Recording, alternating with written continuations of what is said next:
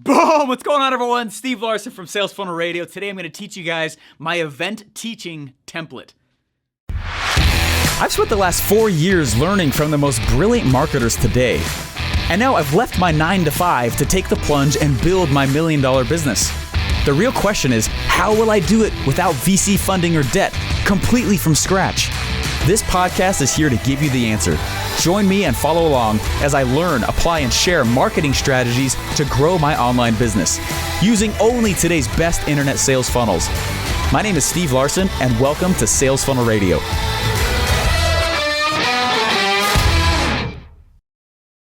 What's up, guys? Hey, I'm excited for today and to share you guys kind of a cool little thing here. I have been teaching at events for a number of years now, from people who are brand new to people who are extremely experienced and very wealthy. And there is a format that I teach in. And one of the things that I get asked, actually more and more frequently, this has been happening, is, Steven, how can you get up and riff for 2 hours, right?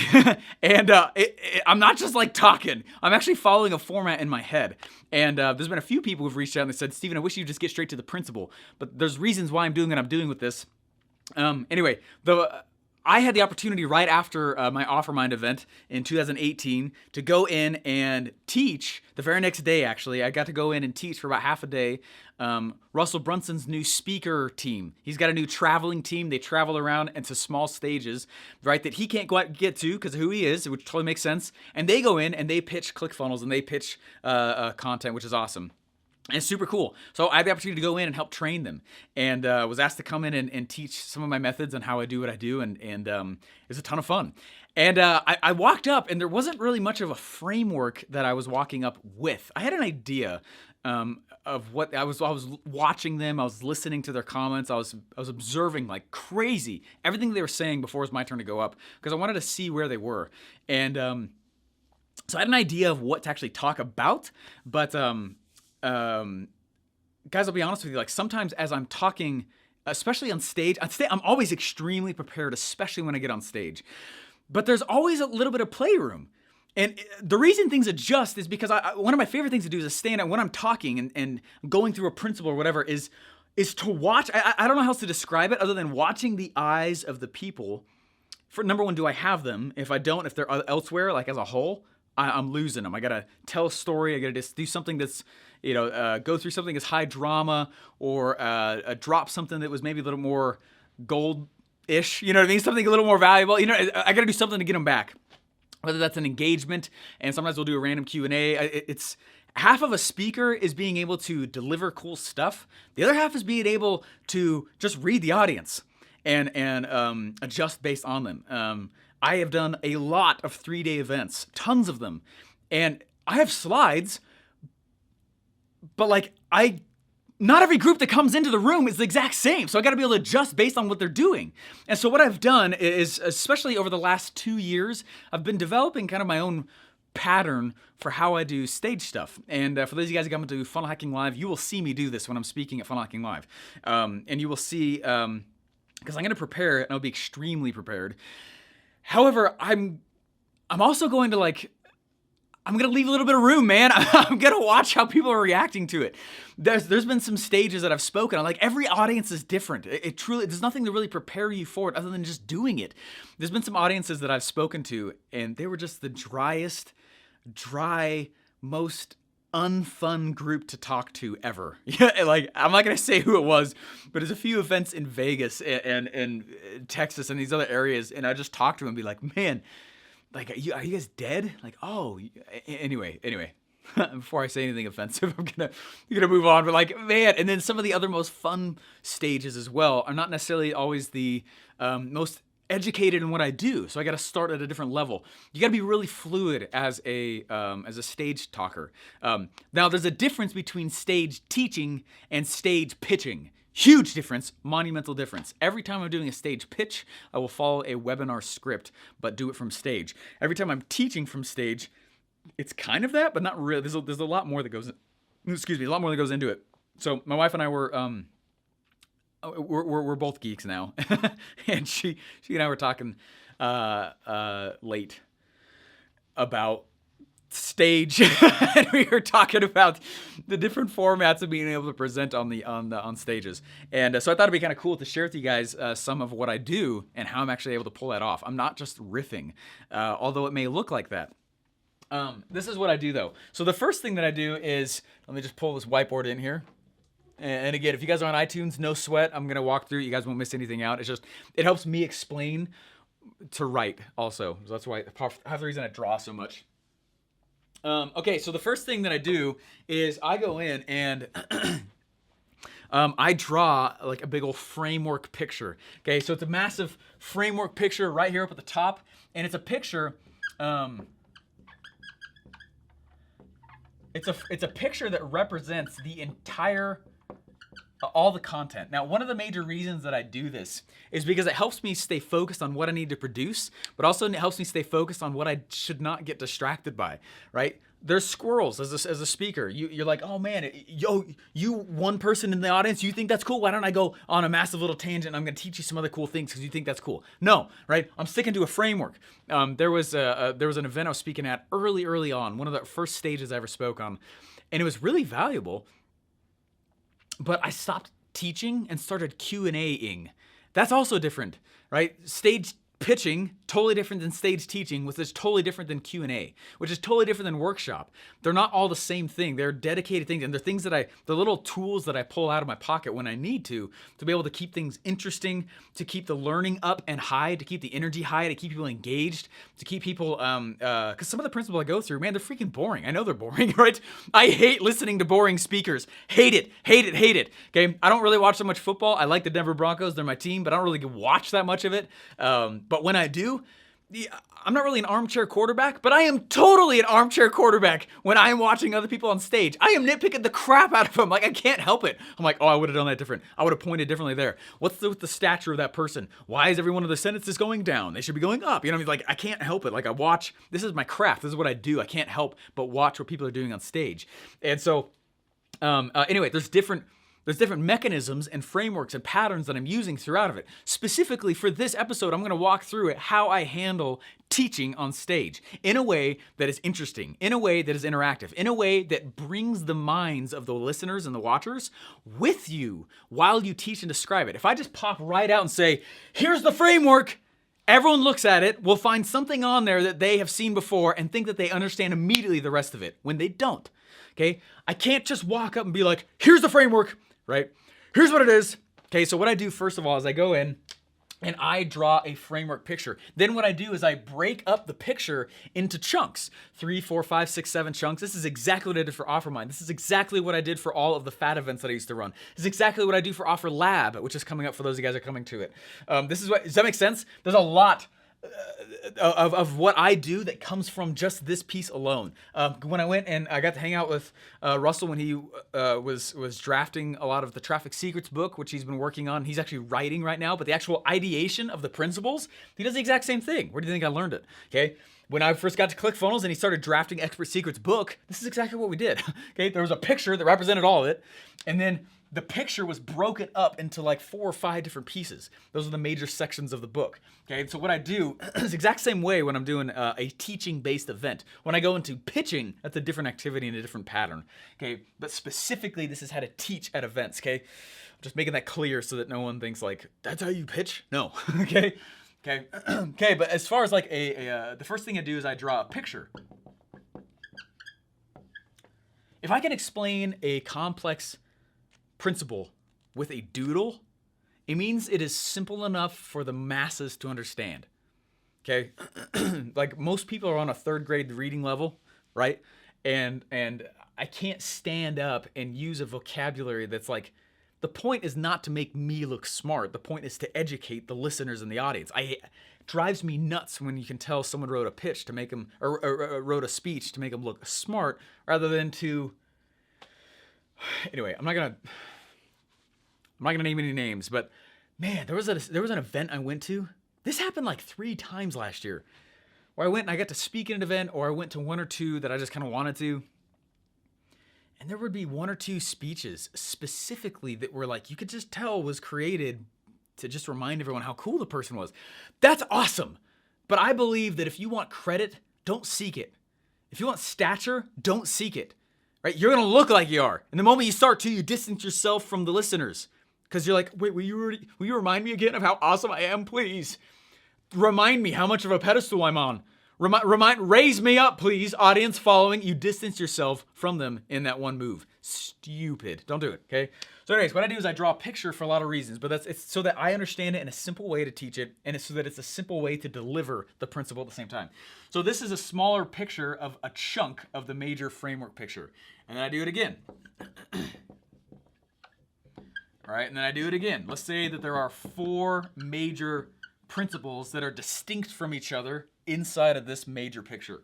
Okay, so then I draw another one, picture. Okay, then there's a pattern inside each one of these that I'm pulling off. When I'm doing a lot of Facebook Lives, or even sometimes in these episodes, I don't always do this in these episodes, but a lot of times I'll follow kind of a version of this a little bit. What I want to do, the mistake would be, let me just show you this is how I prepare. Okay, there's really 2 phases to this. Number 1 is preparing. So I'm gonna walk through, first of all, the preparing phase, which is what we're doing right now. This is how I prepare all the content ahead of time to make sure that I am ready to over-deliver on stage. Is it a brain jog? Yes. It is mentally exhausting, okay? It is so challenging. I'm going through the exact same process for my book right now. Right? It's not easy, guys. It's not easy at all. And realistically, if you're doing something that's going to be a little more permanent, like a book, right? I don't write the book to make money. It's going to make some, but I'm making the book to make sure that that it's easily transferable information to the masses, right? It's a low ticket thing, low cost thing, high circulation product.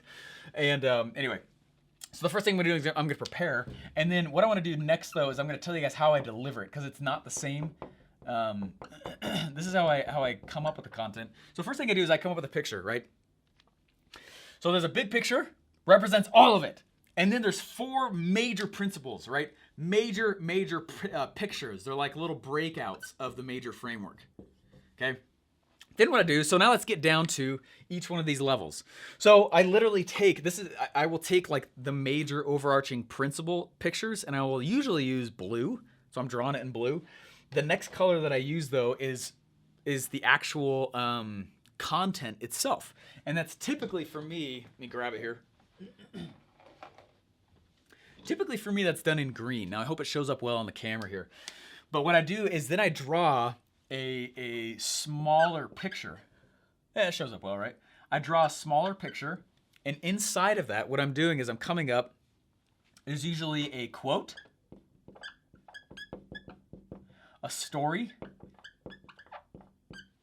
Okay, there's a quote, a story. I've got my notes down here to make sure I hit it all. The actual like concept itself. Okay, and then what I call is a so what. Right? So I want to go grab a quote, and you see Russell do this in several places as well. I do this in a lot of spots. Oh, cool quote about this. By the way, here's a really cool story that's going to set you up to understand the concept when I drop it, which is why I always tell a lot of stories on this show and anywhere. And then the so what, meaning who freaking cares if I teach you something cool and you can't use it? I'm not here to like, whoa, look how cool I am. Like, so what? Who cares? I hate my time being wasted. I promise to not, I do my best to not waste your guys' time. So I do what's called a so what, which I did at OfferMind, meaning I should be able to teach you the principle, and then here's what you should be able to do with it now that you've learned it. And it's like the deliverable. It's the thing that they should be able to go do afterwards. And frankly, so it's a small picture. And then I do it again, okay? We do a smaller picture, a quote, and I will do, right, these are all like little tiny micro stories. There we go. These are all micro stories that teach this bigger concept. And there'll be a bunch of them. Boom, boom, small picture, right? However many I need in order to actually accurately show this, okay? Does that make sense so far? Then what I do is I typically, not always, but it depends on how much time I have. What I like to do is this. So then I go grab red. And red to me is the so what's, right? If you don't have red, you're dead. Meaning this is the applicable area of what I'm teaching here, right? So then what I've got here at the top is I've got, I usually do somewhat of a workshop. Not always. workshop slash Q&A. One or the other, sometimes both, very time dependent. But that's usually what I end out that principle with. And for those of you guys who got tickets to the next Offermind, you guys got the replays from last year. Watch me doing this, right? Each session is typically is usually about an hour and a half to 2 hours, right? And then we usually need a break, and that's fine. That's fine. But I usually end it out with a workshop slash Q&A section or session, right? And then literally that's the exact same thing that I do in every single one of those major pictures and frameworks moving forward. Does that kind of make sense? That's how I do it. Now, that's not actually how I teach it though. Okay, that's not how I teach it at all. The way I teach it is I will go in. Now I'm gonna erase the bottom of this right here, just so that I can draw how I actually toss it out. Okay, so and that's why I lace it all out on my floor. I usually I just got another 12 legal pads from Amazon Basics because I'm running out, because I use a lot of legal pads because I'm literally drawing pictures and writing the quotes and on all these sheets on my floor and stuff, because I can visually see, crap, I'm missing a story on picture number 2, section 1. Right? Oh, dang it, I need to find a quote that backs up what I've been saying. I know this is a true principle. Who else talks about that, right? And that's why I buy so many books. I don't necessarily read that many books, okay, from cover to cover. I don't. What I do is I hunt answers now, and I will, if I know I'm missing a quote from section 1, picture number 3, and I'm like, crap, who talked about that again? What I do is I walk through my bookshelves. This is kind of cool to go through. Hopefully it is. What I do is I walk through my bookshelves and I grab out all the books that look like they're about that topic, and I will rifle through and speed read like crazy. In fact, on the other side of this camera is where I usually put all that stuff, and then I had stacks of books next to each principle. Different book. Oh man, this stack of books is really about that one principle. This stack of books is really about that principle, and I would just rifle through them to make sure. That's why Offermind was so good, guys. I did my freaking homework, right? And anyway, okay, so here's how I actually deliver this stuff, okay? And how I actually deliver it, let me see if I can just grab another color here. Let's grab black. All right. How I actually deliver it, so that's how I prepare. But the way I actually deliver it is this. I always start with all right, so there's 1 right there. So I'll put a 2 right here so you guys can just coincide there. Okay, so I actually deliver is like this. I always start with the story, okay? Story at a place of high drama. Sometimes I will start also with a quote, and sometimes those are interchangeable. It's not always in that order, but these are always at the beginning at least, right? There's always a quote there. So high story, a story at the place of high drama, a quote, and then what I usually do is I never just present the picture. This is one of the reasons why so many of us use so many whiteboards on stage, is we are drawing the picture in front of the audience. The mistake is a lot of times, and now if you have to go fast, that's fine, but it's actually deeper understanding for the audience if you're drawing it and explaining it while you draw in front of them, and then show them your finalized picture that you had prepared ahead of time. Okay, you saw, right? Russell does this at Traffic Secrets. I do this all the time at like at the FAD events or Offermind. I did this several times at Offermind. Time depending based on where I was. But anyways, so what I do is I draw a story to place high drama, then I go through a quote, and then I'm drawing the picture in front of them, right? Just on a clean whiteboard or a clean piece of paper. And what I'm doing is I am audibly saying the steps that they need to take in order to do that principle. But I'm also visually writing down those steps. That's why in my slides, a lot of time, you'll see like I'm drawing the picture, even though it's already done on the next slide. I'm drawing the picture and I'm verbally saying the steps at the same time. Sounds like it's a lot, but guys, this works so freaking good. I've used this many times on a lot of stages, okay? Anyway, I have an abnormal amount of stage time for someone my age, and I know that, and I'm just saying, okay? So then I'm gonna number the steps out, audibly and written. And then finally I press the slide button, because I go make all these pictures. I have an artist go in and they'll actually make a rendering of each one of these pictures. But if I just show it, it's not nearly as effective. And so what I do, then I actually show the picture. Okay. All right, then I actually show the picture here, go through my so what's, and then leave off with the Q&A. Q&A/workshop. Does that make sense? Sorry for the reflection there, guys. I'm trying to get that off there. Anyways, cool. That's how I do it. So I end off with a Q&A/workshop at the end. Okay, so I prepare it in this order, but then I deliver it in this order. I don't just show the picture, tell a quote, a story, a concept, and go to so what. It's actually better if they follow or if they discover the picture with you as you're drawing it. Man, that's so much more effective. The learning's a lot deeper. So anyways, I just want to share that with you guys. Some of you guys have been asking that. A few of you guys have been. And I'm stoked to be able to share that with you. So if you guys are doing events, which are amazing, and I believe everybody should do an event. Events are incredible, whether that's virtual or in person. Man, events, marketers are event creators. But when you're actually starting to go in, especially in a teaching format, okay, teaching event. When I'm speaking in a lot of places already, 2019, I'm really stoked about it. I got a lot of offers to go in a lot of places, and I'm excited about that. I'm saying no to most of them because I'm really focused on my goal for this year, which thank you. Anyway, it's not to offend anybody, just anyway. But I am, when I'm going in and I'm going to do any kind of stage speech at all. If I have an hour, if I have 30 minutes, if I have 3 days, this is how I do it. And you'll see a lot of times, like when I'm trying to just out-deliver and over-deliver content, in my head I'm following this format, right? Well, what's the story format I'm using? Epiphany Bridge script. What's the quote I'm using? Someone who's influential that they all know about it also, right? I'm drawing the picture in front of them. I suck at drawing, whatever. Right? Then I actually walk through and number the steps out. It's the same exact thing I would do in a webinar script, but in this format, it's a little different. Right? Then I'm going in and writing the so what's and then a Q&A/workshop at the end. Time dependent. I love that one. Helps them really feel like they've gotten a lot. But anyway, that's the format that I use, both in creating and then in delivering. So anyways, let me push that off there quick. What I wanted to do real fast though is we're gonna cut over to one other video real fast. When I was at OfferMind, I ended the event. I was done. I was excited.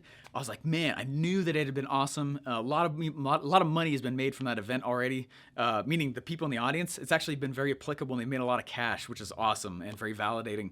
But I was getting down, and I was tired, okay? I was about to go get in a car and go start, continue to teach the speaker team. And I was exhausted, man. I have really not slept in a while. And if you've ever been on stage, like you should be freaking tired. The photographer came up to me afterwards and she goes, "You move more on stage than anybody I've ever seen ever." And I said, yeah, well, number one, I hate bad speakers that are boring. And number two, like if I don't keep these things interesting, like it's gonna suck, honestly, truly, I don't know if you guys have heard like the saying, I don't know if it's a stat or a saying, whatever, but I believe it's true because it seems true every time I do it anyway.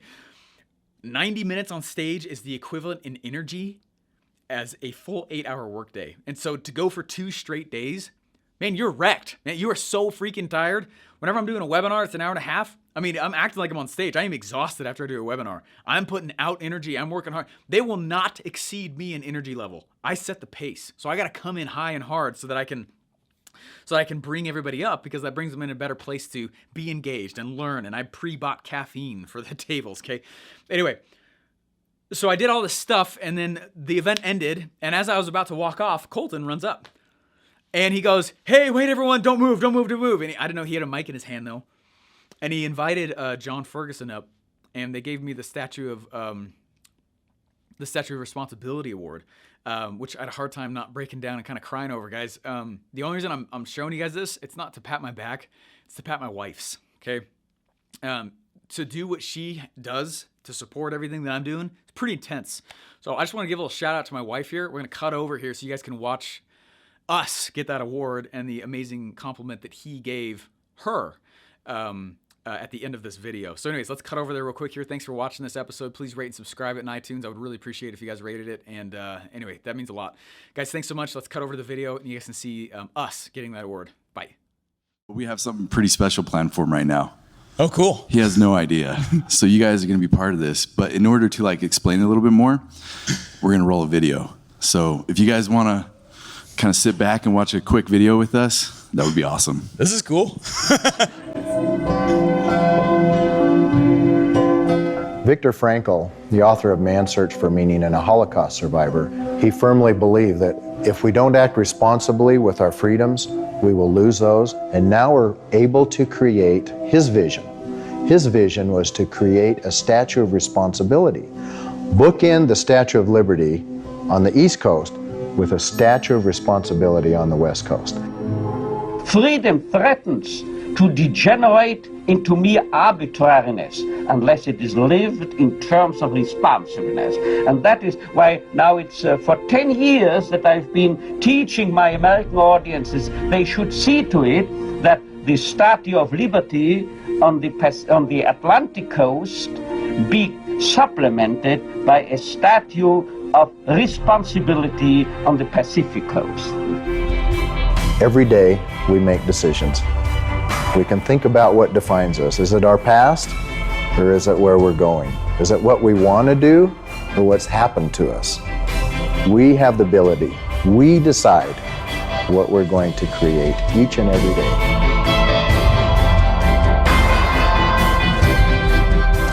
I'm now going to invite Mr. John Ferguson up to the stage real quick. So Stephen knows what this is, but a lot of you didn't, so we wanted to share the video. Cool. He actually started a funnel for this, and he had to leave it. Yeah. Right? Yeah. On my way out here, I had an opportunity to talk to the sculptor of the Statue of Responsibility. Wow. And 2 years ago, we were on a mission to find entrepreneurs, influencers, people who are looking to change other people's lives. Viktor Frankl actually has in his study, in his personal study in Vienna, a sculpture with a man called the Suffering Man who is reaching up to the sky looking for help, like this. And he always used to say, before he had passed away, is, where's the hand reaching down? And so being a Holocaust survivor, he talked about responsibility on the West Coast to bookend liberty and freedom on the East Coast. And so he said, look, we have to find individuals who are the hand reaching down to others in our world. Don't you think Stephen's one of those people? That's good. Yeah, totally. I think I've known Stephen about 3 years. Yeah. First funnel hacking live event. We talked about that, and he's a different dude. He is awesome, right? I mean, phenomenal. Thanks. And so I talked to the sculptor, and I had him sign one of the statues, and it is numbered. Wow. It is numbered, and we're only giving away a few of these to individuals in the country, and the individuals we give these to, their names are going to be in a special place at the statue that will be built in Southern California, 305 feet tall, just like the Statue of Liberty. You'll be able to go inside and visit it because of what he's done, not only just for this community, but for all of your communities. Do you understand that? Now that you can get your message put in a way, you guys are all a part of this. So would you accept the Statue of Responsibility as a gift for what you've given all of us? Absolutely, man. Thank you very much. Hey, I really appreciate that a lot. That's huge.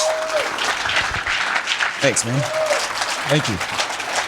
And one last thing here with Alyssa, the reason why I wanted her on the stage was she's the hand reaching down at home while Stephen's here with us. So thank you for giving us Stephen while you're having to take care of the home. Appreciate it. Yep. Thanks. Means a lot. Thank you.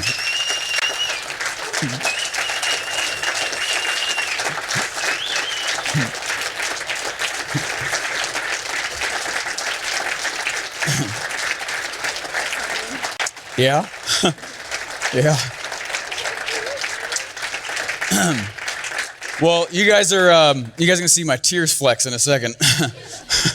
Hey guys, thank you so much for being here. We love you. We appreciate you a lot. This is totally a family endeavor. I hope you guys know that and feel that from us. And go change the world.